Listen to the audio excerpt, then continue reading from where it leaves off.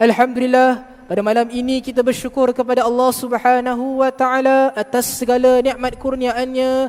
Selesai sudah kita mengerjakan ibadah tarawih kita, ibadah witir kita. Alhamdulillah, pada malam ini kita kenal, kita mengetahui pada malam ini dinamakan sebagai malam nuzulul Quran, iaitu malam turunnya Al-Quranul Karim. Para jemaah yang dirahmati Allah sekalian, alhamdulillah pada tahun ini Allah Subhanahu wa taala telah memberikan kita satu lagi kesempatan untuk kita bertemu dengan bulan Ramadan. Dan bulan Ramadan juga dikenali sebagai bulan Al-Quran. Kenapa ia dikenali sebagai bulan Al-Quran? Salah satu sebabnya adalah kerana malam nuzul Al-Quran berlaku pada bulan Ramadan, iaitu pada tanggal hari ini. Hari ini masuk lepas maghrib, kita telah bertemu pada tanggal 17 hari bulan Ramadan. Malam nuzulul Quran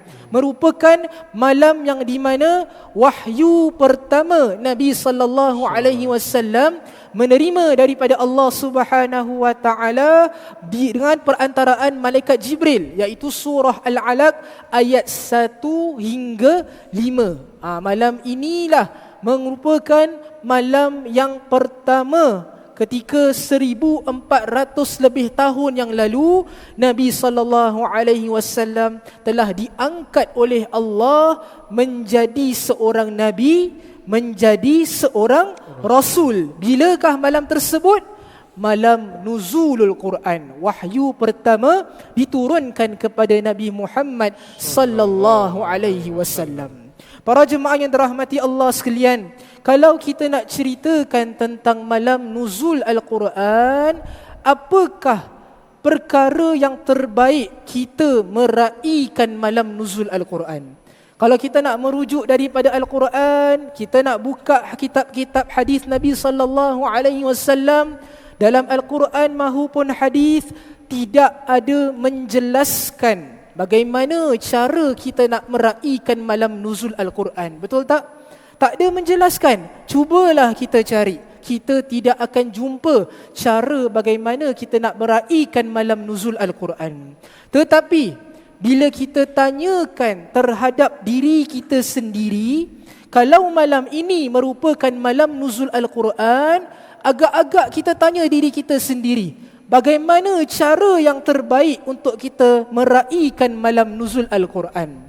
Saya pasti semua mempunyai jawapan yang sama. Tak perlulah kita nak merujuk kepada Al-Quran, tak perlu kita nak lihat kepada hadis-hadis Nabi sallallahu alaihi wasallam, kerana perkara ini adalah perkara yang telah maklum kepada semua.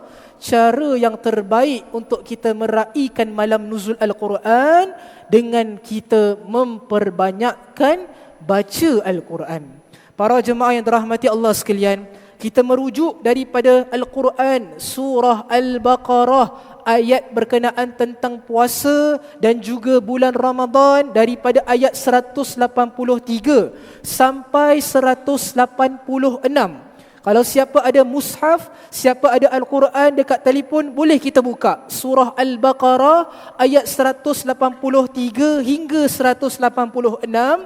Kita akan dapati ayat-ayat perintah Allah Subhanahu wa taala. Yang pertama, bila Allah perintahkan umat Islam untuk melaksanakan ibadah berpuasa, Allah akhiri ayat tersebut dengan la'allakum tattaqun, semoga kamu bertakwa. Kemudian ayat selanjutnya, syahrul ramadhan allazi unzila fihi al-Quran, Allah ceritakan dalam bulan Ramadan diturunkan Al-Quran di dalamnya untuk memberikan perbezaan yang hak dan batil untuk manusia, untuk memberikan hidayah kepada manusia. Dan akhir ayat tersebut, apakah ayat yang diakhiri oleh Allah Subhanahu wa taala? La'allakum tashkurun, moga-moga kamu bersyukur. Kalau ayat pertama Allah kata apa? La'allakum tattaqun, moga-moga kamu bertakwa. ayat kedua Allah berfirman la'allakum tashkurun, moga-moga kamu bersyukur. Daripada sini para ulama tafsir membahaskan bagaimana Allah menggunakan setiap perkataan di dalam Al-Quran, ia mengandungi maksud-maksud yang mengajaibkan. Bila Allah kata berkenaan tentang ibadah berpuasa yang telah kita kerjakan pada siang hari, kita tahan lapar, kita tahan dahaga, bahkan kita dididik bukan sekadar tahan makan dan tahan dahaga, kita dididik untuk kita puasa mata kita, puasa lisan kita, puasa tangan dan kaki kita, menahan nafsu kita daripada melakukan dosa kepada Allah Subhanahu wa taala. Itulah cara bagaimana Allah nak mendidik hamba-Nya menjadi la'allakum tattaqun, semoga kamu menjadi orang yang bertakwa, dengan dikaitkan dengan ibadah puasa yang Allah telah wajibkan ke atas kita.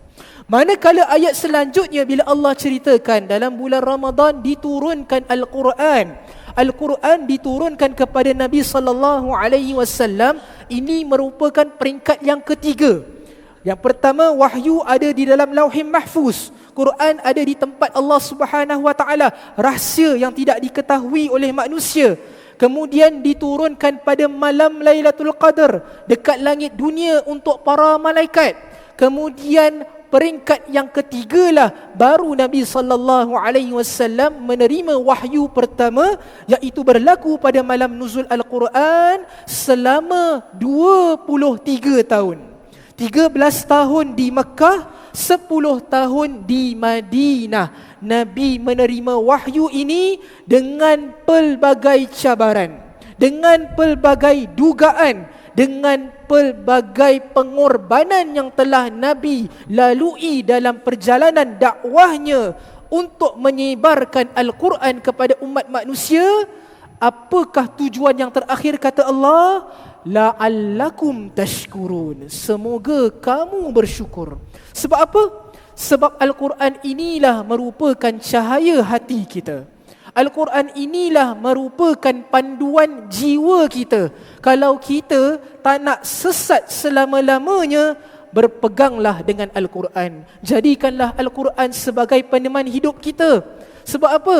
Sebab bila nanti kita kembali kepada Allah Subhanahu wa taala, orang yang membaca Al-Quran, mengamalkan Al-Quran, Al-Quran inilah yang akan menjadi teman setia kita bila kita ada di kubur, bila kita ada di padang mahsyar, ketika kita nak menjalani titian sirat. Siapa peneman kita?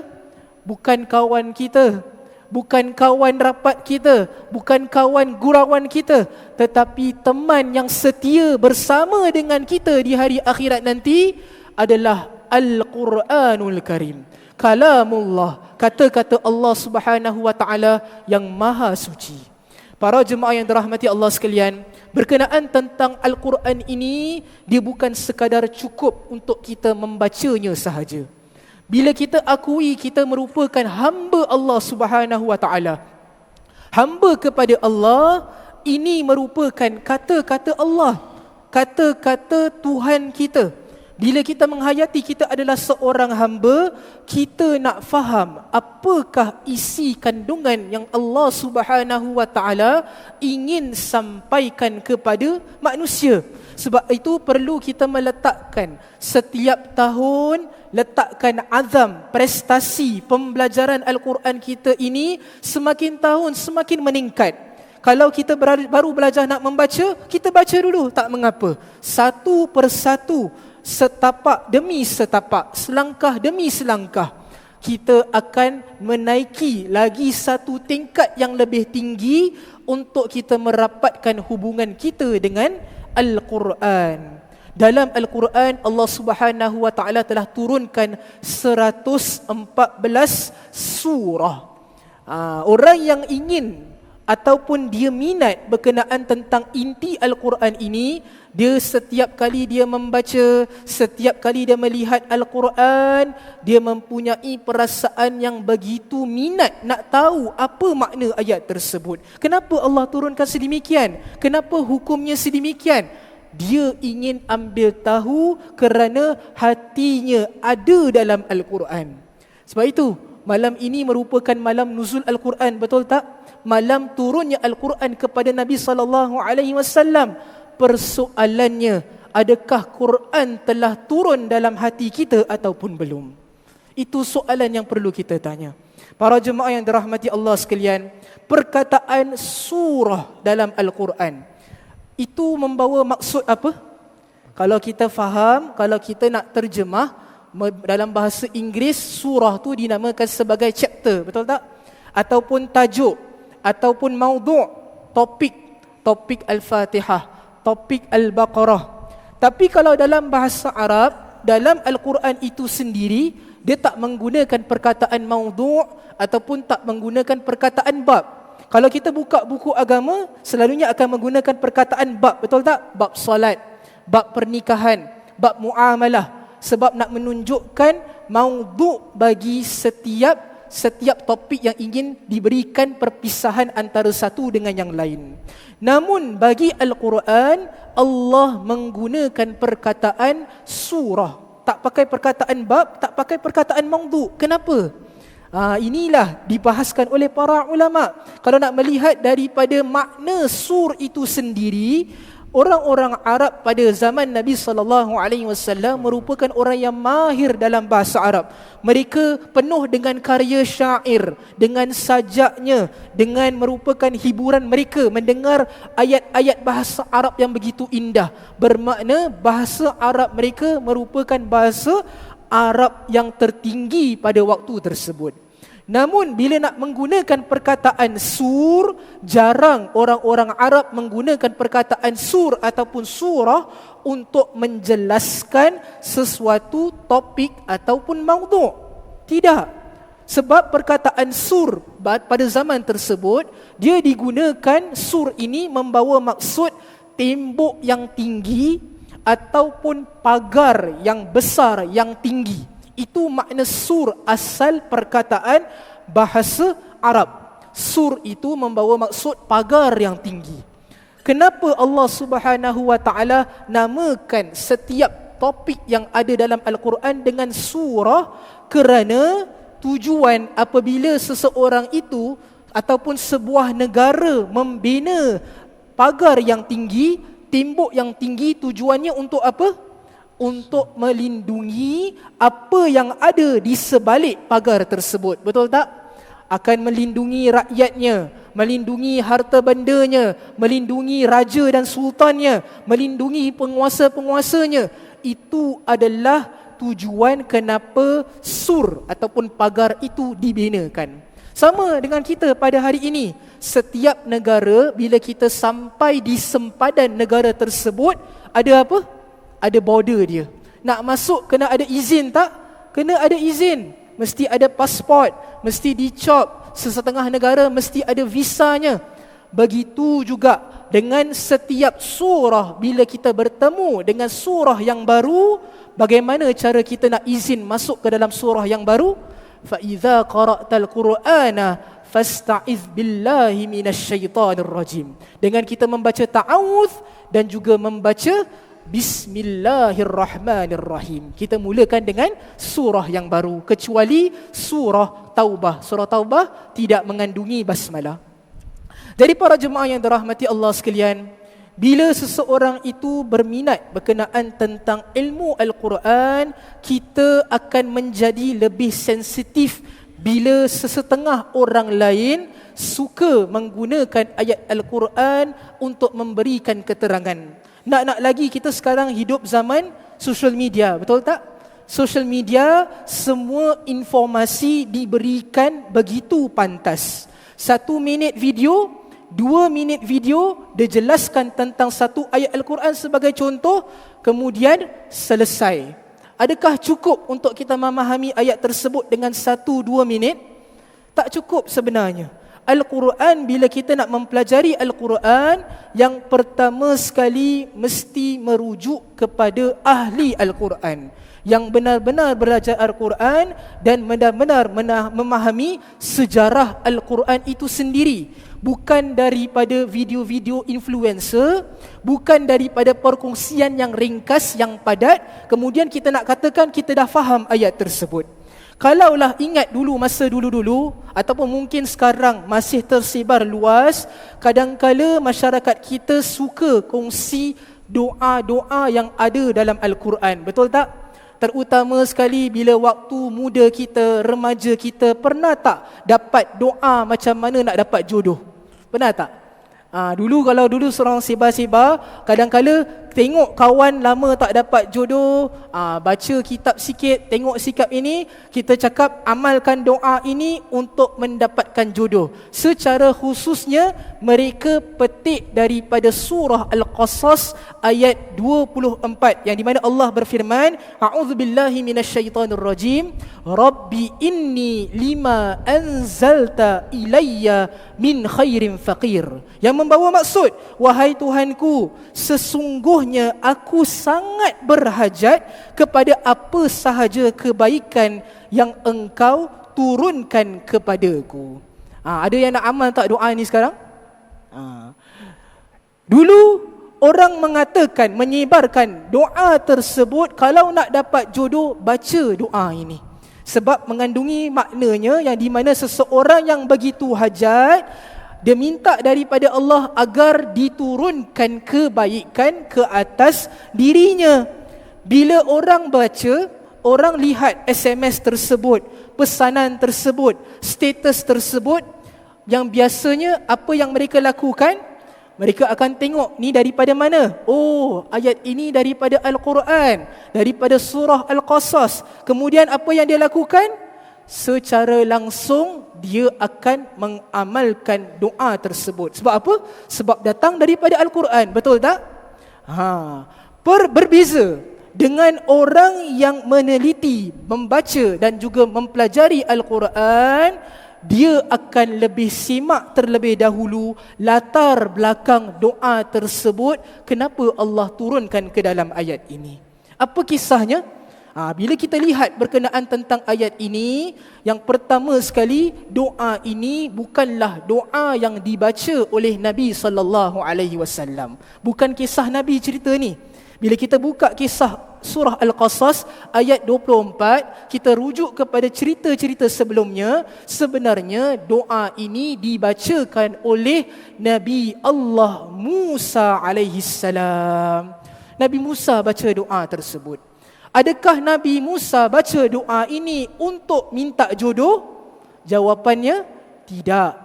Nabi Musa baca doa ini kerana Nabi Musa sedang sangat-sangat mengharapkan pertolongan Allah Subhanahu wa taala, yang pada ketika itu kalau kita lihat sejarahnya dalam surah Al-Qasas, bermulanya Nabi Musa melihat ada dua orang lelaki yang sedang bergaduh. Satu daripada kaum Bani Israel, lagi satu daripada kaum Fir'aun. Dan pada ketika itu zaman Nabi Musa, Bani Israel adalah umat yang ditindas, dizalimi. Orang-orang Fir'aun pula adalah orang-orang yang zalim, yang menganiaya Bani Israel. Jadi bila Nabi Musa AS melihat dua jejaka ini sedang bergaduh, apa yang dilakukan Nabi Musa? Nabi Musa hentikan pergaduhan tersebut. Kemudian apa? Memukul orang-orang Fir'aun tersebut, ataupun pegawai Fir'aun itu Nabi Musa memukulnya. Dan dengan tidak sengaja, apa terjadi? Mati orang tersebut. Kerana kekuatan Nabi Musa alaihissalam tak sama dengan manusia biasa. Allah berikan kekuatan Nabi Musa itu lebih tinggi, lebih kuat daripada manusia biasa. Baru tumbuk biasa, mati orang tersebut. Jadi bila dia mati, Nabi Musa alaihissalam dengan merasa begitu insaf, dengan merasa begitu bersalah, bertaubat kepada Allah Subhanahu wa taala.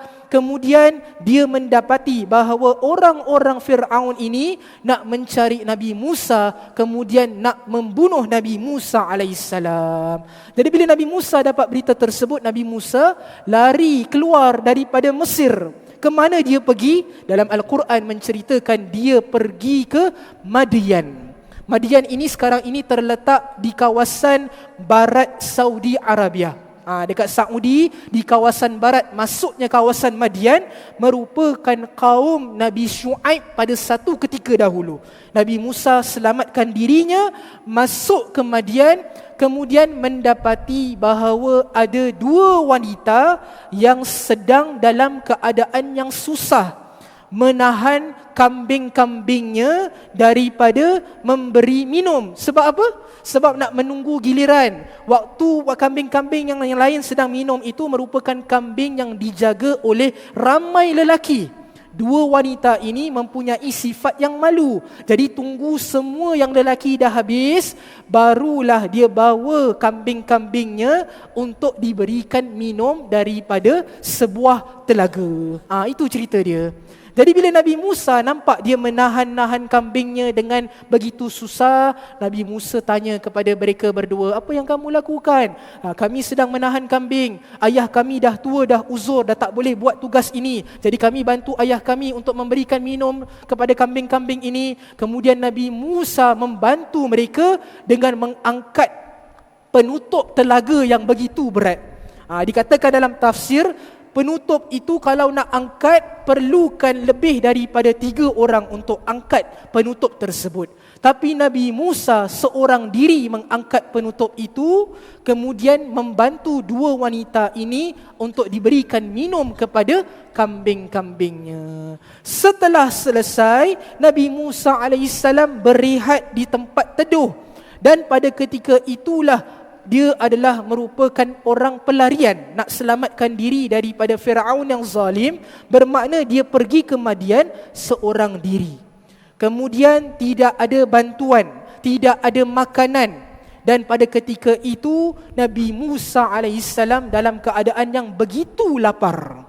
Lalu dia membaca doa, Rabbi inni lima anzalta ilayya min khairin faqir. Ya Allah, sesungguhnya aku sangat berhajat kepada apa sahaja kebaikan yang engkau turunkan kepadaku. Merupakan doa Nabi Musa, mohon kepada Allah, tak kiralah apa-apa kebaikan, turunlah kepadaku dalam saat ini yang sangat-sangat aku memerlukan. Itu adalah tujuan Nabi Musa membaca doa ini. Kemudian apa yang terjadi? Itulah yang datang kisah yang terjadi, yang di mana dua wanita ini bertemu dengan Nabi Musa, menceritakan bahawa ayahnya nak jumpa Nabi Musa, dan di situlah ayahnya ingin mengahwinkan salah satu anak perempuannya. Follow up daripada cerita tersebut, Nabi Musa dapat jodoh, betul tak? Tapi itu merupakan perantaraan doa kebaikan yang Nabi Musa harapkan. Allah turunkan rezeki melalui jodohnya, kemudian dijaga oleh keluarga yang baru. Kalaulah kita nak mengatakan doa tadi hanya semata-mata untuk mencari jodoh, ia kurang sempurna. Sebenarnya doa itu merupakan doa kita menghajat daripada Allah Subhanahu wa taala ketika di mana kita tidak mempunyai pertolongan apa-apa ataupun pertolongan daripada sesiapa pun, kita mengharapkan daripada Allah Subhanahu wa taala dan kita membaca doa tersebut, nescaya Allah akan kurniakan bantuan. Jadi begitulah para jemaah yang dirahmati Allah sekalian, berkenaan tentang satu galakan untuk kita menaikkan prestasi pembelajaran Al-Quran kita, bukan sekadar kita mengambil 100% daripada pencerahan orang, daripada penjelasan khususnya daripada social media, tidak cukup. kita perlu lihat kepada sejarahnya, lihat kepada kisah yang berlaku dan tujuan kenapa Allah turunkan ayat tersebut kepada Nabi sallallahu alaihi wasallam. Bila kita baca, barulah kita tahu doanya bukan sebenarnya untuk jodoh sahaja. Apa-apa sahaja keadaan, bacalah doa tersebut. Dia beza tau. Kalau orang katakan doa ini adalah doa minta jodoh dengan doa minta pertolongan secara umum, ada dua kandungan makna yang berbeza. Yang memahami Al-Quran, yang mengetahui tentang sejarah Al-Quran, pasti dia tahu doa ini bukan semata-mata hanya untuk minta jodoh, tapi minta pertolongan kepada Allah ketika dalam keadaan yang sangat berhajat. Manakala orang yang kedua yang tidak memahami berkenaan tentang sejarah ayat tersebut, dia akan ambil, dia akan amalkan, tak salah untuk dia amalkan, tapi pemahamannya berkenaan tentang ayat tersebut amat-amatlah terhad dan terbatas. Jadi begitulah maksudnya para jemaah yang dirahmati Allah sekalian. Pada malam nuzul Al-Quran, selain kita memahami untuk kita memperbanyakkan membaca Al-Quran pada malam ini, kita letakkanlah satu azam kita. Letakkan satu semangat yang di mana kita nak meningkatkan prestasi pembelajaran Al-Quran kita. Sebab apa? Yang lain dan tidak bukan. Yang pertama adalah kita adalah hamba Allah Subhanahu wa ta'ala. Bila kita akui, kita hayati, kita adalah seorang hamba dan kita mempunyai Tuhan yang maha berkuasa, kita nak tahu apa isi kandungan Al-Quran. Allah turunkan ayat ini, Allah turunkan kepada kita Al-Quran ini bukan untuk makhluk-makhluk yang lain, tetapi Allah turunkan untuk jin dan juga manusia membacanya, memahaminya, kemudian mentaati dan mengamalkan perintah Allah Subhanahu wa ta'ala. Jadi bila kita akui, kita akur kita adalah seorang hamba, kita tidak akan rasa terbeban. Susahlah bahasa Arab ni ustaz, betul tak? Kita ni orang Melayu, kita ni sukar nak belajar bahasa Al-Quran, bahasa Arab ini. Janganlah kita berkata dengan kata-kata yang memberikan alasan tanpa alasan yang kukuh. Kalau kita nak cakap susah, kalau kita nak cakap sukar, bila kita kembali kepada Allah Subhanahu wa ta'ala, agak-agak alasannya diterima tak oleh Allah? Sukar ke? Kita cuba, adakah kita dah cuba? Adakah kita sudah mula langkah untuk memahami bahasa Arab daripada Al-Quran ini? Kalau belum cuba, inilah masa yang terbaik untuk kita mulakan langkah yang baru, nak memahami kata-kata Allah Subhanahu wa ta'ala. Jadi mudah-mudahan para jemaah yang dirahmati Allah sekalian, pada malam nuzul Al-Quran ini memberikan kita semangat untuk kita mencintai Al-Quran. Bacalah Al-Quran, nescaya Al-Quran itu akan datang kepada kamu pada hari kiamat, kepada mereka yang membacanya. Jadi mudah-mudahan insya-Allah di hari akhirat nanti kita mendapatkan syafaatul Quran, syafaatul uzma daripada Nabi Muhammad sallallahu alaihi wasallam, dan mudah-mudahan kita dikumpulkan syurga oleh Allah Subhanahu wa taala. Dan kita harapkan pada malam-malam baki dalam bulan Ramadan ini, kita mengharapkan agar kita dapat bertemu dengan malam Lailatul Qadar, agar kita mendapatkan malam yang lebih baik daripada 1000 bulan. Amin ya rabbal alamin. Rabbana taqabbal minna du'aana innaka antas samiul alim wa tub alaina ya maulana innaka antat tawwabur rahim. Da'wahum fiha subhanakallahumma wa tahiyyatuhum fiha salam wa akhiru da'wahum anil hamdulillahi rabbil alamin.